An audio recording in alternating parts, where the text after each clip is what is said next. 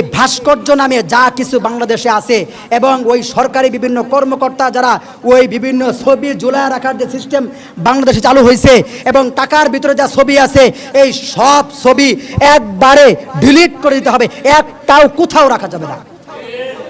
ছবির এক জগৎ এ বাংলাদেশে থাকতে যাওয়া হবে না।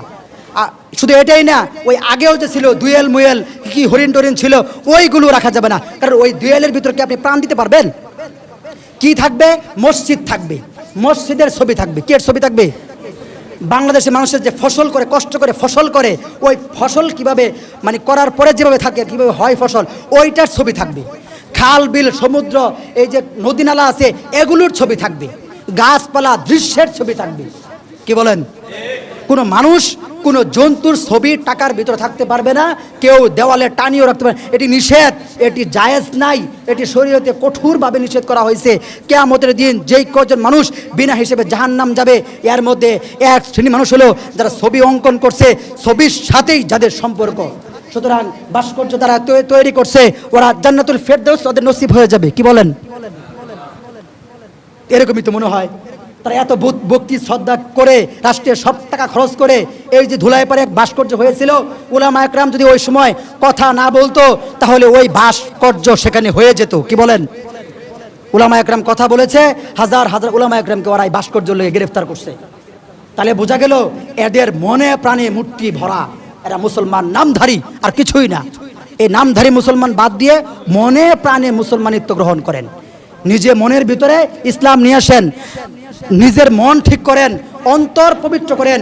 ওই জাক্কিহিম, আল্লাহ তাআলা কোরআনে বলছেন যে তোমাদের কাছে যে রাসূল আসতেছেন সেই রাসূল তোমাদের অনেকগুলো কাজ করবেন, এর মধ্যে আরেকটা কাজ হলো ওই জাক্কিহিম, তোমাদের অন্তরকে পরিশুদ্ধ করবেন।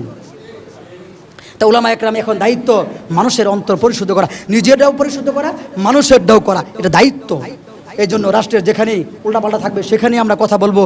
এখন সামনে যারা ক্ষমতায় আসবে আমরা তাদের বিপক্ষে বলবো এরকম না, পক্ষে বলবো এরকম না। আমরা ইসলামের পক্ষে বলি, ওদের বিপক্ষে চলে যায়, আমরা কি করব?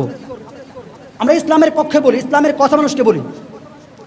এই জন্য এই সমস্ত ভাস্কর্য কোথাও রাখা যাবে না, কোথাও থাকতে দেওয়া হবে না, রাখা যাবে না।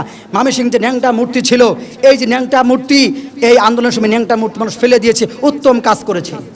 আপনি বলেন ও নারীদের অধিকারের কথা বলেন, আরে মিয়া নারীদের অধিকারের কথা বলেন, নারীদেরকে আপনারা সম্মান দিচ্ছেন কথা বলেন, তো ন্যাংটা নারীর ছবি ওইখানে টানা রাখছেন, মূর্তি বানায় রাখছেন কেন? কি বলেন? এইটা কোন ধরনের নারীর অধিকার হলো? বরঞ্চ নারীর অধিকারের নামে আপনারা নারীদেরকে রাস্তায় নিয়ে এসে নারীদের সাথে আপনারা ফুর্তি করেন, এটা আমরা ভালো করে জানি। বুক বিলাসে আবদ্ধ হন। এই যে বিভিন্ন যারা ধরা পড়েছে তাদের অনেকের মুখ থেকে শোনা যাচ্ছে এখন উমুক নারী লিপ্সা ছিল, তার 10টা বউ, এর এটা হয়েছে, তার এটা হয়েছে, অপরাধে ভরা।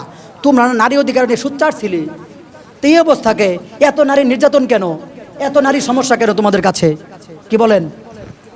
নারীদের অধিকারের কথা শুধু বললে হবে না, নারীরা যে অধিকার তাদের পায় সেটা দিতে হবে। এবং নারীদের পক্ষ থেকেও যে নির্যাতনের এক কৃষ্টি কালচার শুরু হয়েছে পুরুষদের উপরে, সেটাও বন্ধ করতে হবে। কি বলেন? যেভাবে নারী অধিকার, নারী নির্যাতন আইন হয়েছে এটার বিপক্ষে আমরা না।